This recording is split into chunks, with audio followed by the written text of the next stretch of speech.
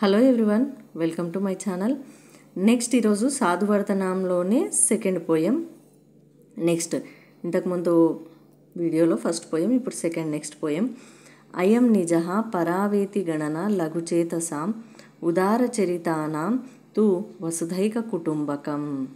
So ఈ poem గుర్తుపెట్టుకునే అవసరం లేదు, సెకండ్ ఇయర్లో పోయం ఆల్రెడీ వాళ్ళే ఇస్తారనమాట. సో ఇందులో కీవర్డ్స్లా గుర్తుపెట్టుకుంటే సరిపోతుంది. పర అంటే ఇతరులు, ఓకేనా. గణన అంటే లెక్కించడం, కౌంట్ చేయడం. సో ఉదార చరితానం, ఉదారం అంటే ఉదార స్వభావం గలవారు. వసుధైక కుటుంబకం, కుటుంబం అంటే ఫ్యామిలీ అనమాట. వసుధైకం అంటే హోల్, మొత్తం టోటల్ వరల్డ్లో. అయితే ఈ పోయం యొక్క మీనింగ్ ఏంటి అంటే, కొందరు వీళ్ళు మనవాళ్ళు, వీళ్ళు పరాయి వాళ్ళు అని లెక్కిస్తారు. కానీ కొందరు ఎలా అంటే అందరూ మనవాళ్లే, మనం అందరం ఒక ఫ్యామిలీ లాగా అనుకోని జీవించాలి అని అందరినీ కలుపుకుంటారు అనమాట. అంటే బ్రాడ్ మైండెడ్ ఉంటుంది వాళ్ళకి. వాళ్ళు ఎలా అంటే అందరూ మనవాళ్లే, మనం అందరం ఒక ఫ్యామిలీ అనుకొని జీవించాలి అని అందరినీ కలుపుకుంటారు. నారో మైండెడ్ పీపుల్ ఉంటారు, వాళ్ళు ఎలా అంటే వీళ్ళు మనవాళ్ళు, వీళ్ళు పరాయి వాళ్ళు అని లెక్కిస్తారనమాట. ఈ మీనింగ్స్ చదువుకొని ఏ లాంగ్వేజ్లో అయినా రాయొచ్చు, వీలైతే తెలుగులో లేదా ఇంగ్లీష్లో. అండ్ నెక్స్ట్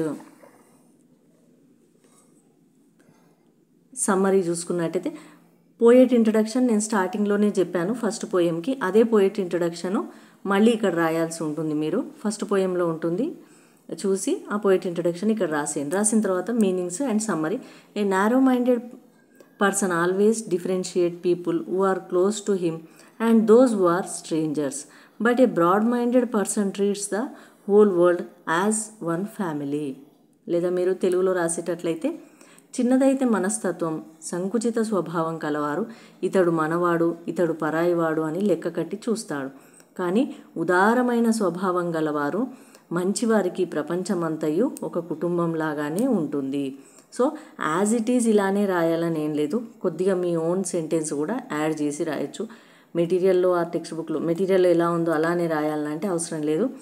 దాని మీనింగ్ అనేది మీరు భావం కరెక్ట్గా రాస్తే సరిపోతుంది. సమ్మరీ అనేది అక్కడ కరెక్ట్గా రావాలి. సెంటెన్స్ ఫార్మేషన్ కొద్దిగా చేంజ్ అయినా సరే, వర్డ్స్ ఇటు సెంటెన్స్ ఫార్మేషన్ కరెక్ట్గా ఉండాలి, రైటింగ్ బాగుండాలి, చక్కగా నీట్గా రాయాల్సి ఉంటుంది. ఈ మీనింగ్స్ రాసేసి పోయం రాయాల్సిన అవసరం లేదు, ఆల్రెడీ వాళ్ళు క్వశ్చన్ పేపర్లోనే ఇస్తారు. బట్ మీరు వీలైతే క్వశ్చన్ పేపర్లో ఆన్సర్ షీట్లో రాసేటప్పుడు పోయం రాసి, ఇక్కడ పోయెట్ ఇంట్రడక్షన్ రాసి, ప్రతిపదార్థ మీనింగ్స్ రాసేసి నెక్స్ట్ ఇలా సమ్మరీ రాస్తే చాలా బాగుంటుంది. పేపర్ ప్రజెంటేషన్ అనేది చాలా బాగుంటుంది.